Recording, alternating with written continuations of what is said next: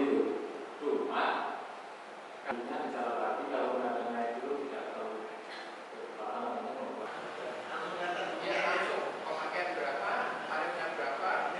dia juga nggak tahu berapa tarifnya. Jadi masyarakat nggak tahu berapa tarifnya. Karena dia tahu. Memang pada hari ini DPRD Kota Banjarbaru mengundang PLN untuk rapat hearing terkait dengan keluhan masyarakat terhadap lonjakan tarif listrik di bulan Juni 2020. Tadi telah menyampaikan banyak hal kepada PLN. Pertama bahwa kami meminta kepada PLN agar turun ke lapangan mengadakan investigasi kepada para pelanggan yang merasa dirugikan dengan lonjakan tarif tersebut. Karena penjelasan selama ini yang dilakukan oleh PLN dalam berbagai kesempatan itu sifatnya adalah ilustrasi, ya, terus kemudian argumen-argumen pembenaran yang masih sulit dipahami oleh masyarakat awam.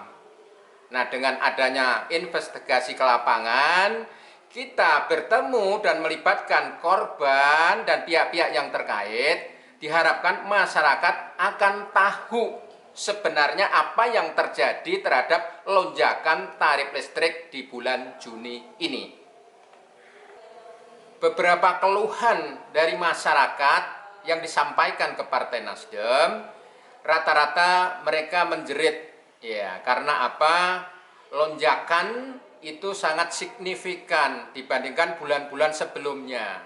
Sedang mereka merasa bahwa pengaruh COVID ini, ya, PSBB, ya, kemudian gerakan tinggal di rumah saja, itu tidak semua membuat kenaikan listrik. Karena para petani-petani tetap saja melakukan aktivitas seperti biasa.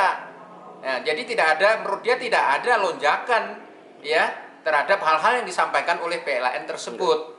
Ya, saya pikir kalau ada aturan seperti itu, PLN harusnya menyampaikan di awal sebagai sosialisasi, bukan ketika masyarakat menjerit lalu baru disampaikan dasar-dasar itu. Dan saya sudah sampaikan kepada PLN bahwa segala aturan di era COVID ini banyak yang tumbang, ya, karena COVID. Jadi jangan selalu bersandar kepada aturan yang berlaku secara universal. Tinjaulah di era COVID ini mana yang bisa disesuaikan dan bisa melindungi masyarakat, dan itu sampaikan.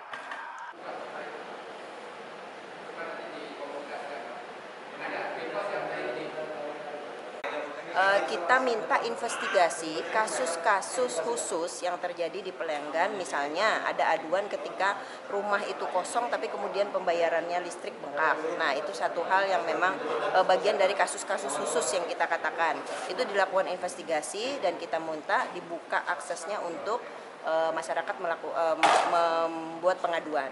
Yang kedua, bahwa ketika masyarakat melakukan pengaduan itu, mereka membandingkan dengan rekening pembayaran antara rekening listrik dengan rekening PDAM.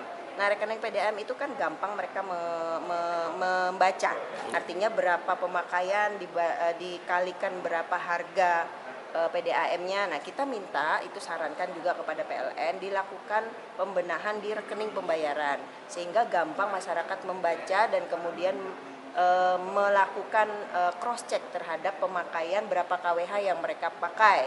Itu yang kedua.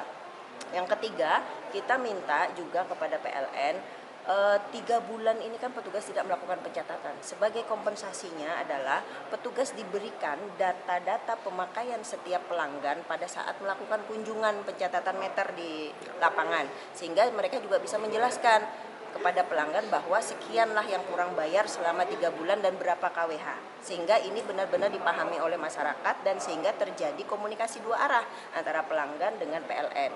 Nah, seterusnya kita juga minta PLN untuk tidak melakukan pemutusan, terutama untuk pelanggan yang 900 ke bawah. Nah, karena ini persoalan masih dalam kondisi pandemi COVID dan lain sebagainya, kita minta ada dispensasi, tidak dilakukan pemutusan sampai persoalan ini selesai. Sampai kemudian walaupun di PLN sudah menyampaikan bahwa ada kompensasi berupa pembayaran mencicil, tapi kalau kita melihat pada persoalan yang ada di lapangan, pada persoalan kemampuan pembayaran yang dilakukan oleh pelanggan, makanya kita minta tadi tidak ada pemutusan dan kita minta ini dibuat dalam bentuk tertulis, kemudian dikirimkan kepada PLN pusat sehingga ini bisa menjadi masukan dan aspirasi dari tingkat bawah untuk merumuskan kebijakan secara nasional. Kelonjakan ini mungkin bisa pian jelaskan Pak terjadi karena apa dan sampai 100% lebih mungkin itu terjadi juga karena apa gitu. Oke, baik. Jadi dalam kondisi normal PLN dicatat pemakaian gaya pelanggan dicatat setiap bulan. Dicatat, difoto, kemudian dimasukkan aplikasi, dikurangi dengan pemakaian bulan kemarin, stand bulan kemarin, disitulah ketemu pemakaian pelanggan. Dikalikan rupiah per KWH ketemu rupiah pemakaiannya. Normalnya seperti itu. Mulai Desember, Januari, Februari seperti itu. Nah, kemudian di bulan Maret PLN tidak melakukan pencatatan karena sudah mulai ramai COVID-nya, kita tidak diperkenankan untuk mencatat KWH meter. Alasannya kita untuk memutus salah satu cara untuk memutus rantai penyebaran COVID. Nah, sehingga bagaimana pemakaian pelanggan yang dimasukkan apa? Biasanya kan dicatat, terus ini tidak dicatat. Bagaimana PLN mendapatkan angka-angka itu?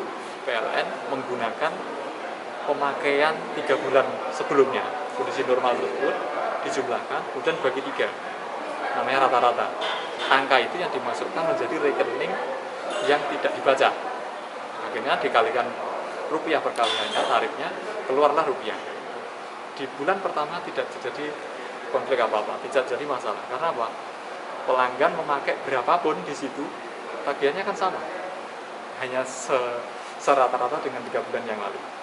Bulan berikutnya, bulan April, PLN juga masih belum mencatat. Masih digunakan angka yang sama dengan bulan kemarin. Sehingga pelanggan mau pakai berapapun, berapa yang ditagih? Tetap seperti bulan kemarin, seperti rata-rata 3 bulan yang lalu. Pelanggan tidak menyadari, kita juga tidak tahu pelanggan menggunakan apa, menambah peralatan apa. Kita kan tidak bisa memantau satu rumah, mendatangi satu rumah, nggak mungkin. Bulan Mei, akhir bulan Mei, PLN melakukan pencatatan di rumah pelanggan. Dicatat apa adanya, difoto, kemudian dimasukkan di sistem aplikasi. Loh, kok berbeda? Angkanya berbeda jauh sekali. Timbullah rekening yang saat ini menjadi peningkatan pembayaran. Nah, kemudian PLN bagaimana menyikapi hal tersebut supaya masyarakat tidak terlalu terbebani? Pelanggan dikenakan biaya yang pertama, biaya rata-ratanya sebelumnya kemarin ditambahkan 40% dari kenaikannya. Paham ya? Jadi misalkan bulan sebelumnya 100.000, ternyata di bulan setelah dibaca itu menjadi 200.000, berarti kan ada naik 100.000. Nah, maka di bulan Juni itu dikenakan 100.000, normal flatnya itu ditambah 40.000. 40.000 dari mana? 40%-nya 100.000. Itu di bulan Juni. Nanti di bulan Juli, jadi kan dicatat lagi nanti, bulan ini catat. Itu berapa pakainya pelanggan, ditambah sisanya tadi, masih 60% dibagi 3 kali, 20%, nanti bulan depannya lagi ditambah lagi 20%, ditambah lagi 20%. 40% itu adalah angka, atau jangan angka yang mengatakan 40% itu adalah kebijakan PLN Indonesia, se-Indonesia. Jadi bukan kebijakan di PLN Kalimantan Selatan, enggak. Jadi itu berlaku di seluruh Indonesia. Di bulan Juni PLN memasukkan kelebihan tadi 40%-nya di situ di bulan Juni, dan selebihnya di ecer-ecer 3 bulan 20. Tanggapan PLN sendiri mungkin dari masyarakat yang memiliki rumah kosong, namun terjadi juga lonjakan gitu untuk rumah kosong ini. Nah, dari PLN sendiri bagaimana Pak pendapatnya? Jika ada pelanggan yang merasakan seperti itu, benar-benar rumah kosong, kami siap menerima pengaduan tersebut. Silahkan datang langsung ke PLN dengan membawa identitas pelanggan, ya, kemudian difoto sekalian meternya itu dibutuhkan, kelihatan angkanya berapa. Nah, itu akan kita cocokkan.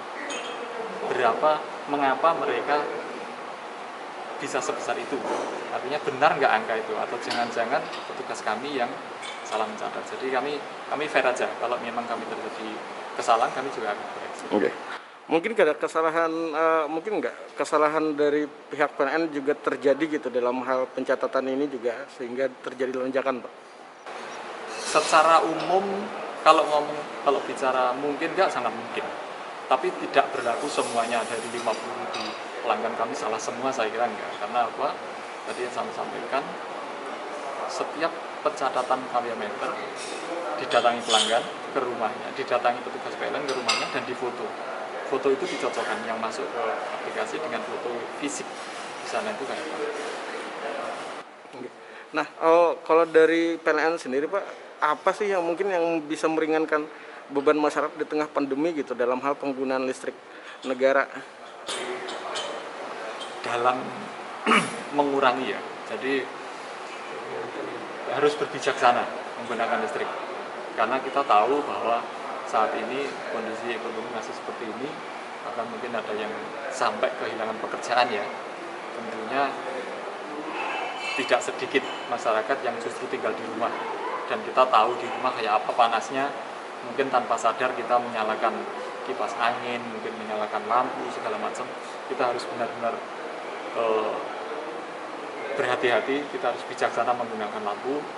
Kalau ingin terkendali dalam arti kita tidak terjadi seperti ini, mungkin ada saran juga pindah ke listrik prabayar. Jadi kalau listrik prabayar kita beli token dulu, kalau kita makainya lebih pasti sudah terasa. Biasanya misalkan beli 100.000 cukup 3 minggu, ini 2 minggu kok sudah habis. Nah itu pasti kita ada sesuatu di situ. Jangan-jangan kita makainya naik. Nah itu kita bisa kontrol dari awal. Ada masyarakat mungkin yang beranggapan bahwa malah PLN yang membebani masyarakat gitu di tengah pandemi. Nah, mungkin ini yang juga akan menjadi tanggapan serius mungkin dari pihak PLN apa nih?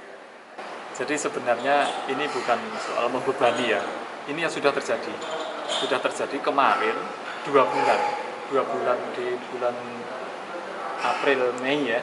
Di bulan April dan Mei mereka kan masyarakat kan membayar rata-rata 3 bulan.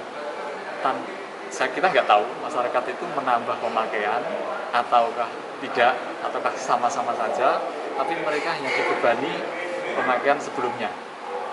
Nah, bulan berikutnya juga demikian. Nah, pada saat di 2 bulan di rata-rata itu tidak ada komplain, karena pelanggan merasa nyaman sekali karena pakai berapapun, tapi bayarnya tetap segitu-segitu. Nah, begitu dibaca beneran, ternyata pemakaiannya lebih dari itu. Nah, jadi mungkin itu dari kami. Namun demikian mungkin pada saat bulan Ramadan mungkin biasanya kami mendapat